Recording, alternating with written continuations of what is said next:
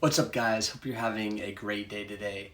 For this video, I wanted to finally sit down and really share my full testimony with you all today. I've talked about it in pieces of my other videos on this channel, um, but I don't think I've really ever sat down and just explained the full story of how I really got to where I am now. And honestly, this is going to be a hard video to make because it is going to be long, it is going to be personal, and there are parts of it that I am still processing. But I felt like I needed to share it because I know there are people out here that have felt the same way that I felt, and people who feel stuck, people who feel just behind, and people who feel like they've just wasted too much time, and people who are secretly also struggling with anxiety, loneliness, depression, heartbreak, lust, fear, or just feeling like they don't even know who they are anymore. And I just want this video to be a reminder that God has not given up on you. Even when it feels like everything is falling apart in your life, even when you feel like you've messed up too much, and even when you don't understand why certain things had to happen the way they ended up happening. Because one thing I've learned is that God can use the hardest parts of your life and somehow turn them into something good. He can use them to build your character. He can use them to expose what you were really depending on in the first place. And he can use them to change you into somebody you honestly don't even recognize anymore, but in a good way. And that's kind of what really happened to me. So to really tell the story, I have to go all the way back to my childhood. One thing I struggled with for as long as I could remember is social anxiety. It's always kind of ran my life. It's definitely controlled it and defined me in a lot of ways. And over the years, I found ways to manage it or hide it, but it was always still there. It was hard for me to make friends, and I think part of that was because my family moved around a lot too. Not like different states or anything, but we moved around Florida a lot, and I was constantly changing schools a lot of time. And I think I went to like four different elementary schools, two middle schools, and two high schools. And I know for some people that might not sound too crazy, but for me it was really a big deal because I never felt like I had that consistent group of people around me because of that.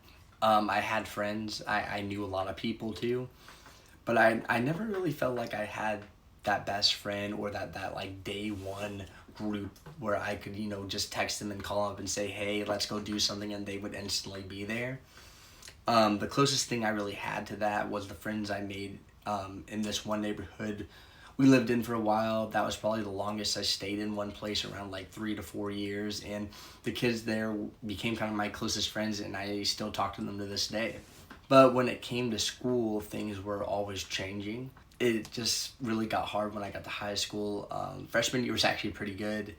Probably one of the best years I had. I met a lot of cool people, reconnected with some people from middle school, and I finally felt like I was getting somewhere and getting confidence. But then sophomore year, we moved again. And because we were out of district this time, I had to go to a different high school. And that was really rough. I went from kind of feeling like I finally had momentum to being this new kid again in a place where everybody already had their own group. I became very quiet. I didn't really talk to a lot of people. And a lot of days, I felt like I would just be kind of sitting by myself at lunch and just watching YouTube. And I remember near the end of that year just breaking down to my parents and telling them I can't do this anymore. I need to go back to that old school. So we found a way for me to end up doing that. And I thought that would kind of fix everything, but it didn't. Because when I came back, everybody had already kind of moved on. The people I knew from like freshman year had their own groups now. I still knew people, but I didn't really feel like I fit anywhere anymore. So I kind of just became quiet again. And at home, we lived in a place that wasn't really a neighborhood. So I couldn't just go outside and hang out with people anymore. I wasn't also able to drive yet. So my social life kind of became just video games. And I don't want to say like video games are bad in any way, because they help me stay connected to friends, especially the ones from my old neighborhood. But at the same time, I think I used them as a way to really avoid and distract me from real life. I wasn't doing sports. I wasn't joining any clubs. And I wasn't really putting myself in situations where I could grow or just putting myself out there. I was just trying to escape everything. And so Over time, my anxiety got worse because of that. It wasn't just me being shy anymore. I started becoming also afraid of just normal everyday activities like driving, going to the store, ordering food, and just like going through like a drive-through. Things that like seemed normal for like other people to do just felt very terrifying for me. And because I kept avoiding those things, my world just kept getting smaller. And looking back, I think that's one of the biggest ways, fear works. Is it doesn't really destroy your life at all, like all at once. It just slowly starts to convince you to stop living it the right way. So when I got to college, I was hoping that things would kind of change and get better. I went to school for film and media because I've always loved storytelling, writing, and movies, and making content is my passion. And I thought college was going to kind of be the place where I would meet people similar to me, creative people who wanted to just make things and love telling stories like I did, people who understood that passion. And I did meet some people, but it was also hard because I felt like in a lot of my creative classes, I didn't really fit morally or spiritually in with a lot of people. A lot of people were very against faith or religion, and I never wanted to feel like I had to hide that. So it was definitely hard to fit in that space. And then COVID also hit. My college years were 2019 to 2023, so a huge part of that was online.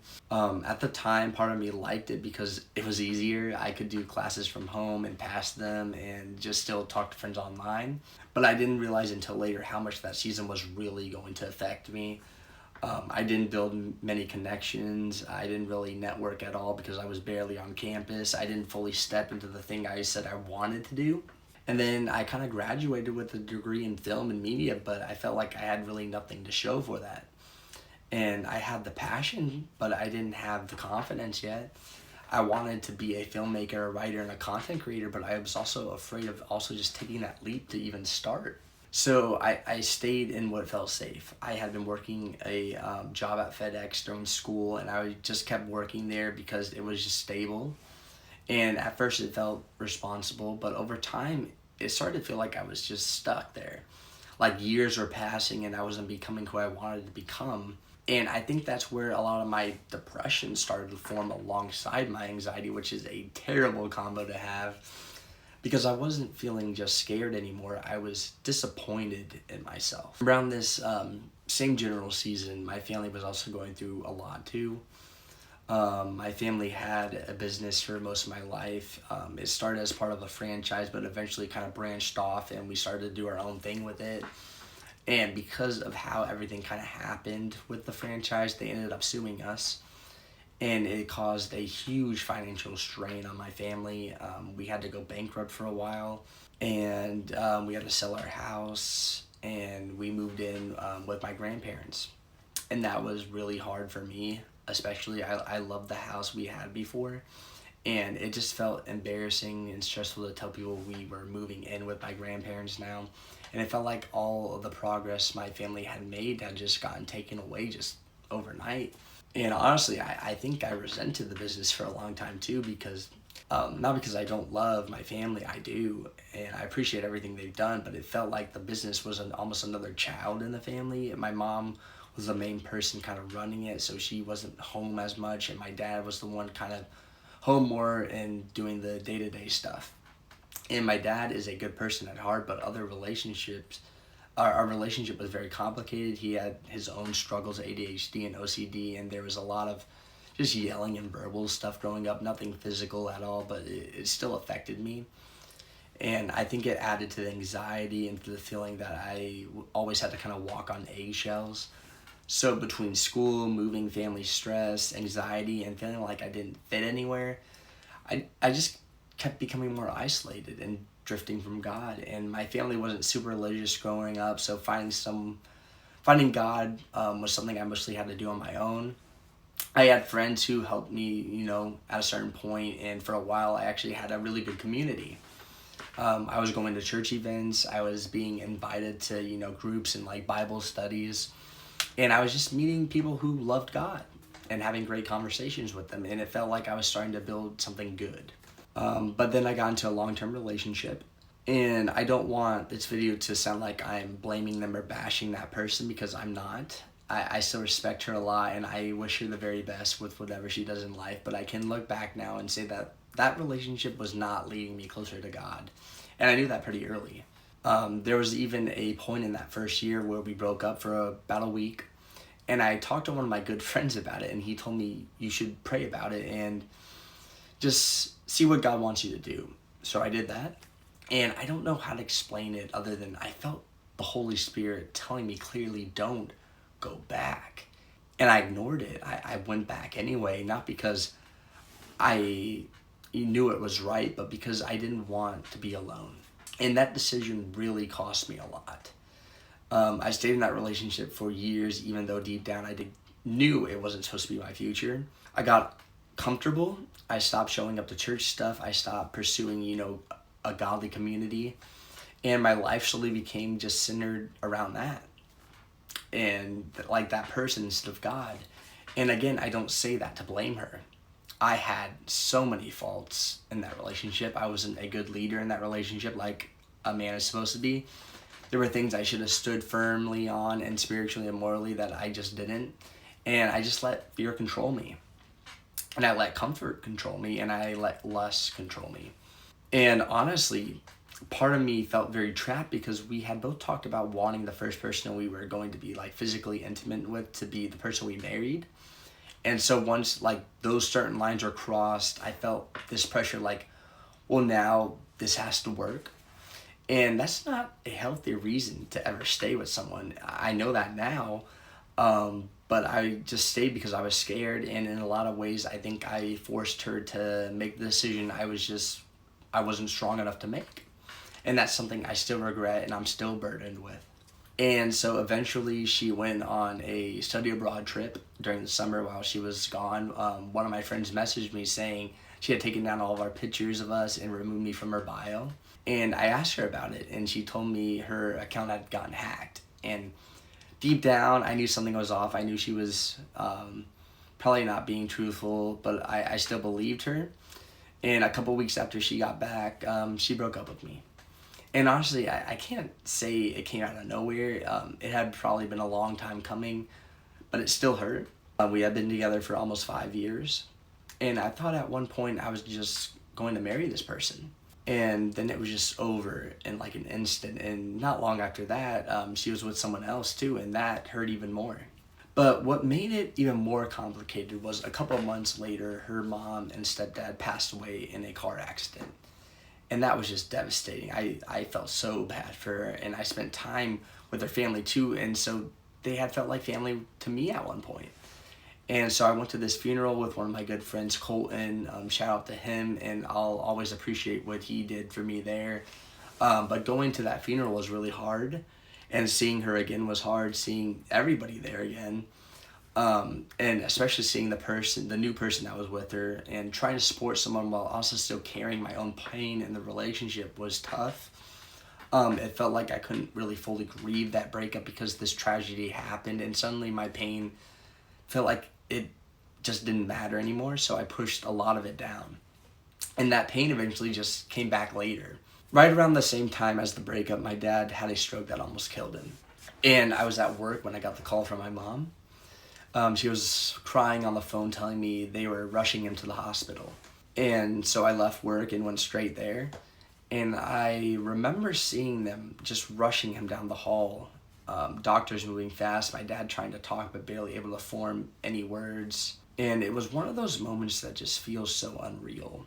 Like something you see in like a movie or a medical show, except now it's with your family. And eventually the doctors came out and explained the procedure, and my mom had to like sign all this paperwork and just acknowledging all the risks. And right after she signed it, she collapsed in my arms. And in that moment, I felt the weight of like being the oldest sibling.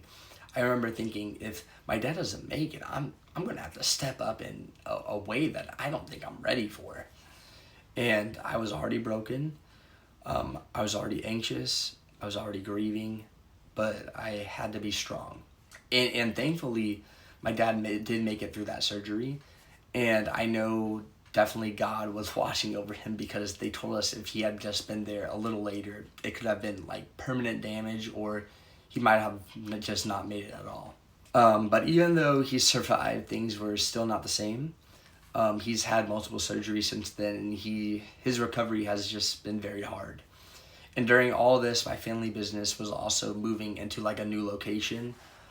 So while I was going through a breakup, while my dad was still recovering from a stroke, while my family was under all this stress, I had to help move this business and make sure things all came together right.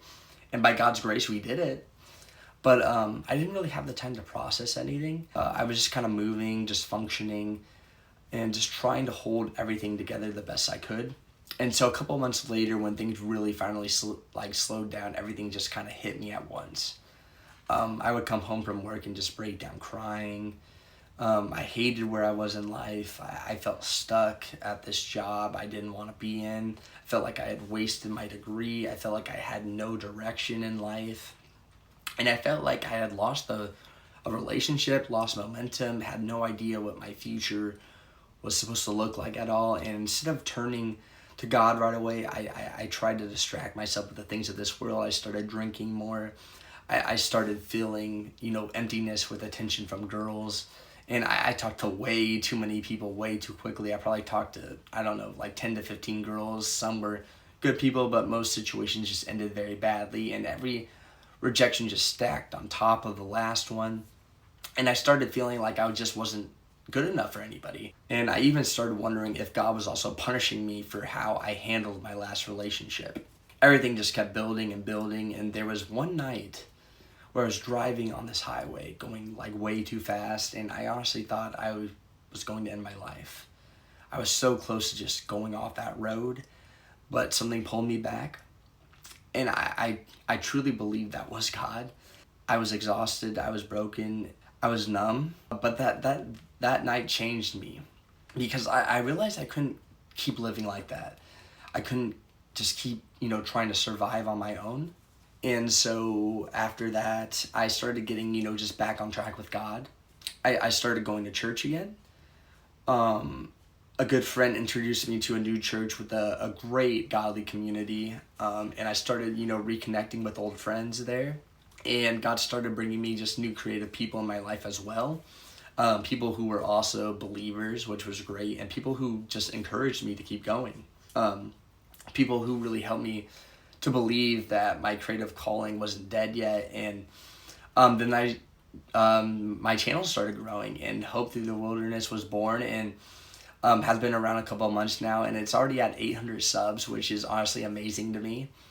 I never really thought I would, that would happen that fast. And for those who don't know, I also have another channel about movies and TV called Real Talk With Us on TikTok and YouTube, and that's another passion of mine, and God has opened doors there too. I've had TikToks hit hundreds of thousands of views, and one YouTube short just got over 1 million views, which is crazy. And I don't say that to brag. I say that because for so long I thought I had kind of just missed my chance, and I thought I had wasted too much time.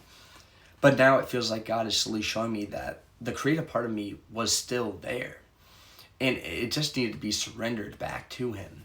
Another huge blessing has also been therapy for me. For a long time, I avoided getting help for anxiety and depression because I was just really scared to. I didn't want to go on any medication. I didn't want to feel like I was broken, especially as a man. I had seen people change on medication in ways that also scared me, so I just avoided it and put it off. But eventually I started seeing a Christian therapist, and she has been one of the biggest blessings in my life for sure. She's helped me not only just with my mental health, but just also growing in my faith, with how I think, with how I process things, and just with how I view myself. And one of the biggest things God has been kind of teaching me is also accountability. Because yes, some things happened to me that were outside of my control, but I also made choices that got me to where I was. And I avoided hard things. I stayed in places way too long, and I looked for validation in people that I shouldn't have. I blamed others instead of owning my part, and I told myself I was a good person, But a lot of the good things I did were really because I wanted something back in return. And I wanted either reassurance or love, or I just wanted someone to make me feel like I mattered. And God has been teaching me that real love isn't about getting something back. It's about genuinely wanting to help people and not expecting anything in return. And I think that's part of why I'm doing this channel. Not because I have everything figured out in any way, but because I know what it feels like to be in that hole. And if my story can give just even like one person hope, then I want to share it. And I'm not going to sit here and act like everything is perfect now. It's definitely not. I still struggle, every single day. I still have a lot of anxiety. I still have days where I feel lost. I still don't have every part of my life figured out yet. But I can honestly say I'm not the same person I was a year ago. My mindset is different. My character is definitely different. And my faith is different. And I think that's what God does. He doesn't always change your circumstances immediately. Sometimes he changes you in the middle of them. And looking back, I can see that none of this pain was ever wasted. That breakup, my dad's stroke, the loneliness I felt, the anxiety I went through, and just the feeling of just being stuck and lost, the moments where I thought everything was over. God used all of it to wake me up.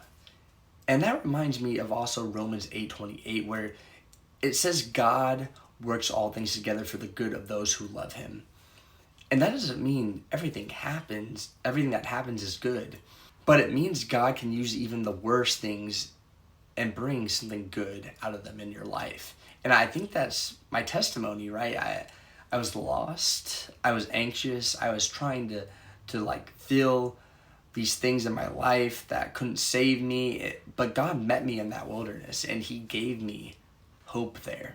So if you're watching this and you feel like you're too far gone, you're not. If you feel like you wasted too much time, you haven't. And if you feel like God can't use your story because it's too messy in some way, he can. Sometimes the very thing you're ashamed of is the thing God wants to redeem. And sometimes the wilderness season you hate is the place where God is going to start to rebuild you. So yeah, that's my testimony. And it's still being written for sure, but I'm thankful for what God has done already, and I'm excited to see what he continues to do in my life. And if you made it this far, I really appreciate you guys watching. If this helped you or encouraged you in any way, please feel free to subscribe. We're on the road to 1,000 subs, and it would mean the world to me if you would join this community. So thank you guys again. God bless, and I will see you guys in the next video. Thanks.